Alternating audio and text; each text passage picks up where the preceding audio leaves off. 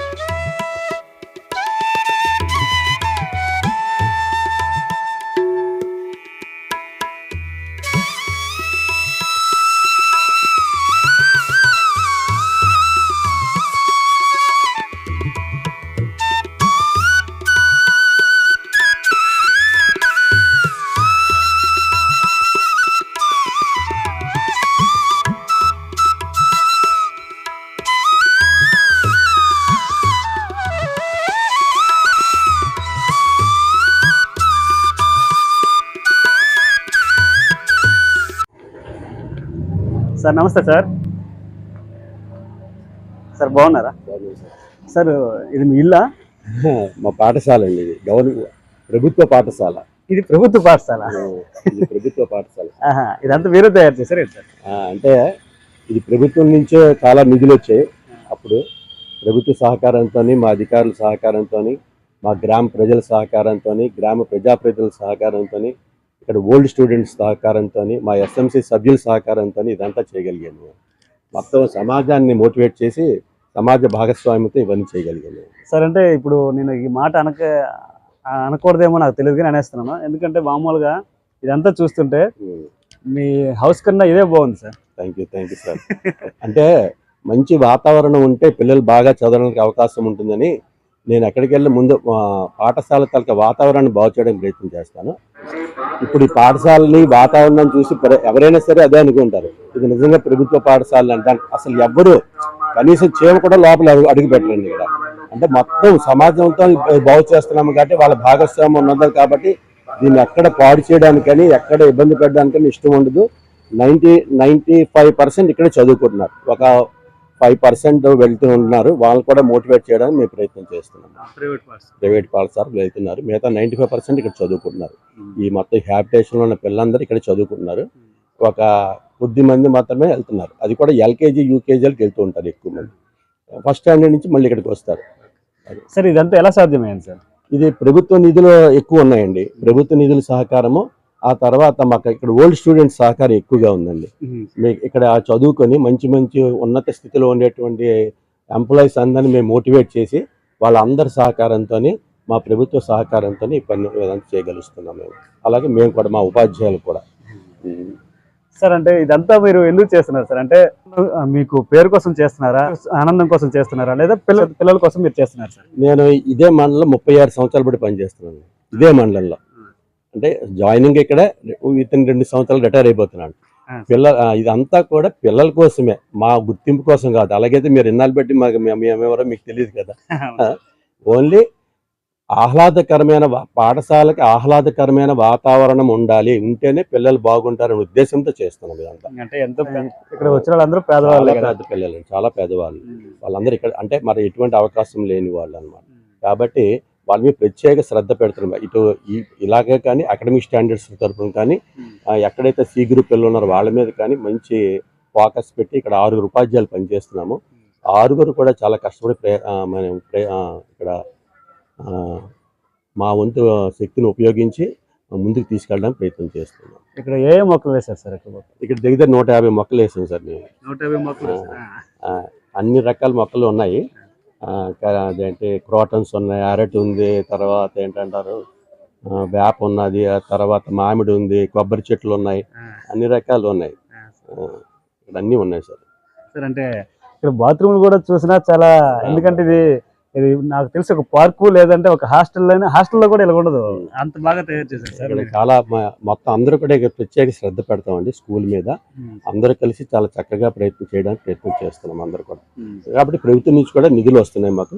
ఆ నిధులతోని మేము కూడా సొంతంగా మేము కూడా చాలా సొంతంగా నిధులు కూడా దీని మీద ఖర్చు పెడుతున్నాం. పిల్లలకైతేనేమి, విహారయాత్రలు తీసుకెళ్ళడానికి అయితేనేమి, అన్ని రకాలుగా వాళ్ళకి ప్రతి నెల గిఫ్ట్లు కూడా ఇస్తూ ఉంటాం. ఎవరైతే చక్కగా తయారు వస్తున్నారో వాళ్ళకి, అలాగే ఎవరైతే బాగా చదువుకుంటున్నారో వాళ్ళకి అలా ఇచ్చి ప్రోత్సహిస్తున్నమాట వాళ్ళు ఇంకా బాగా అభివృద్ధి చేయడానికి. అంటే ఇక్కడ అంతా ప్రైవేట్ స్కూల్ దీటుగా అందులో మేము చదవలేకపోతున్నా ఫీలింగ్ రాకుండా పిల్లలు ఫీలింగ్ ఉండదు. ఎందుకంటే ఆ పాపం చూశారు కదా, ఎక్కడ మీద నుంచి కింద వరకు చాలా నీట్గా, అంటే గవర్నమెంట్ యూనిఫారాలు గట్టి ఇస్తున్నారు. మేమైతే ఆ టైలు పిల్ల టై కట్టుకున్నది కదా, ఆ టై అవ్వచ్చు, ఐడి కార్డ్స్ అవ్వచ్చు, పిల్లల మధ్యాహ్న భోజన పథకానికి కావాల్సిన పళ్ళాలు అవ్వచ్చు, దాతల సహకారంతో మేము మా ఉపాధ్యాయులు తీసుకుని వాళ్ళకి మొత్తం సహాయ సహకారాలతో మొత్తం మీద నుంచి కింద మరి అంటే ధీటుగా ప్రైవేట్కి ధీటుగా వీళ్ళు తయారు చేస్తున్నాం మేము ఇక్కడ అన్ని రకాలుగా కూడా. సార్ ఒకసారి మీ మొక్కలు ఒకసారి చూద్దాం సార్. వెల్కమ్.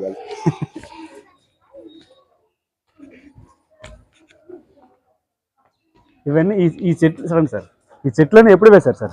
ఇవి 3 years అవుతుందండి. 3 years. అంటే ఫస్ట్ చేసిన చెట్లు తీసేసాం, నాడు నేడు అవి చేసినప్పుడు కొంచెం ఇబ్బంది వచ్చి అన్ని తీసేసి మళ్ళీ 3 years అయిన తర్వాత మళ్ళీ కొత్తవన్నీ వేసాం ఇక్కడ.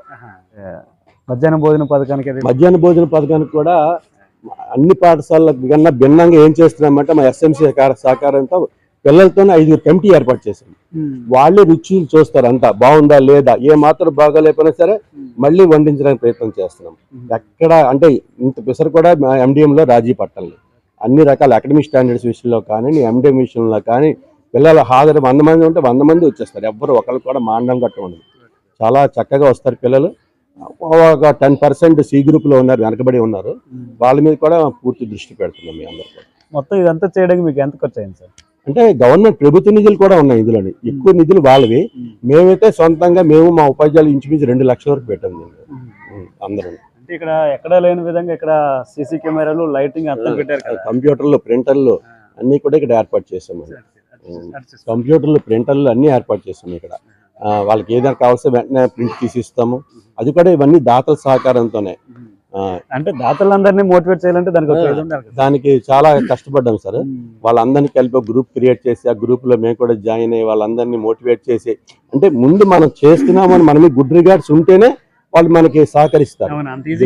ఒక 4-5 సంవత్సరాలు మేము కష్టపడ్డాము. ఇప్పుడు వాళ్ళ దృష్టి అంటే దీన్ని మళ్ళింది. మన స్కూల్ బాగుంది, దీన్ని ఇంకా అభివృద్ధి చేద్దామనే ఉద్దేశంతో వాళ్ళు మన పూర్తి సహకారం అందిస్తున్నారు. ముఖ్యంగా మా గ్రామ పెద్దలు కూడా, మా ఎస్ఎంసీ సభ్యులు, మా అధికారులు వీళ్ళందరూ సహకరించబట్టే ఇంత అభివృద్ధి చెందుతున్నారు. ఎంత ఇది పార్క్ కూడా ఇంత నీట్గా ఉండదేమో, అంత నీట్గా ఉంచారు. పిల్లలు క్లాస్ రూమ్లు, లైటింగ్ ఇదంతా చూస్తుంటే ఒక ఫోటో షూట్ చేసుకోవడానికి కూడా ఉపయోగపడే విధంగా ఉంది సార్. ఒకసారి మీ సీసీ కెమెరా చూద్దాం సార్. ఇప్పుడు రూమ్లో అంటే ఇక్కడ సీసీ కెమెరాల నిఘా కూడా పెట్టారు. నిఘా అంటే నిఘా కాదు, ఇది పిల్లలకి ఉపయోగపడే క్లాసులు చెప్పడానికి ఉపయోగపడుతుంది. నెక్స్ట్ అది నిఘా కూడా ఉపయోగపడుతుంది కాబట్టి ఒకసారి అది చూద్దామండి. చూస్తుంటే అది ఈ సీసీ కెమెరా అంటే ఇది దాతలు ఇచ్చిందా సార్? ఇది అంటే స్కూల్ సేఫ్టీ కోసం, మెయిన్ స్టూడెంట్స్ సేఫ్టీ కోసం, స్కూల్ సేఫ్టీ కోసం పెట్టడం జరిగింది. అంటే దీని ద్వారా క్లాసులు కూడా ఏమైనా చెప్తారా? దీని ద్వారా చెప్పడానికి ఏమనదు. అంటే ఇది డిజిటల్ లెసన్స్, స్క్రీన్ అంటే దీనికోకుండా స్క్రీన్ డిజిటల్ లెసన్స్ కూడా మొత్తం డిజిటల్ లెసన్ ఉపయోగిస్తాము. అవసరం వచ్చినప్పుడు ఇది చూస్తూ ఉంటాం. ఎక్కువ డిజిటల్ లెసన్స్ అన్ని కూడా దీనిలో పెడతాం. పిల్లలు పాఠం చెప్తున్నప్పుడు దానికి సంబంధించినటువంటి ఏమైనా ఉన్నట్లయితే దాన్ని ప్రజెంట్ చేస్తాం అందులో. మీరు ఎప్పుడు సార్ మీకు జాబ్ వచ్చింది? నేను 89 నుంచి పని చేస్తున్నాను. అక్కడి నుంచి ఇదే మండలం. ఇది 5వ స్కూల్, ఇంకో 2 సంవత్సరాలు రిటైర్ అయిపోతుంది. అంటే మీరు ఎక్కడికి వెళ్ళినా సరే ఆ పాఠశాలకి కానీ ఆ వాతావరణం మొత్తం మార్చేస్తారంట. అసలు ఎందుకు సార్? ఫస్ట్ వాతావరణం బాగుంటే పిల్లలు అట్రాక్ట్ అవుతారు సార్. అంటే గజిబిజిగా ఉంటే వాళ్ళకి ముందు ఇంట్రెస్ట్ ఉండదు. ఫస్ట్ కూర్చోడానికి ప్రశాంతంగా ఉండాలి కదా. ఇప్పుడు ఈ గచ్చు చూశారు కదా, ఈ ప్రభుత్వ నిధులతో చేసింది. కూర్చోడానికి అసలు నేను కూడా కింద కూర్చోాలనిపిస్తుంది నాకు, ఎందుకంటే అంత నీట్గా ఉంచి వాళ్ళు కూడా అంత నీట్గానే ఉంచుతారు. ఎక్కడ ఇవ్వదు, ఒక్క తొక్కు కూడా మీకు కనబడదు ఎక్కడ. పిల్లలందరూ తీసుకెళ్ళి డస్ట్బిన్స్ ఉపయోగిస్తారు. అన్ని రూమ్లో డస్ట్బిన్స్ పెట్టాము. ఆ ప్రభుత్వ సహకారంతో, మా గ్రామ పెద్దల సహకారంతో, మెయిన్ ఇక్కడికి యాజమాన్య కమిటీ మా ఉపాధ్యాయుల సహకారంతో ఇవన్నీ చేయగలుగుతాం.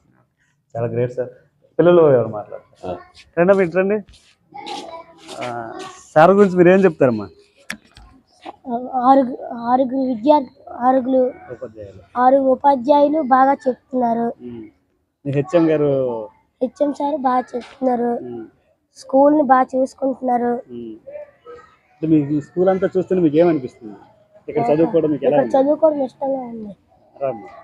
ఇక్కడ చదువుకోవడం మీకు ఎలా ఉందమ్మా? బాగానే ఉంది సార్, ఇష్టంగానే ఉంది.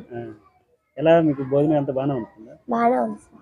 హెచ్ఎం సార్ ఎలా చూసుకుంటారు? బాగా చూసుకుంటున్నారు. నువ్వమ్మా ఏం పేరు? నీ పేరు? ప్రణతి.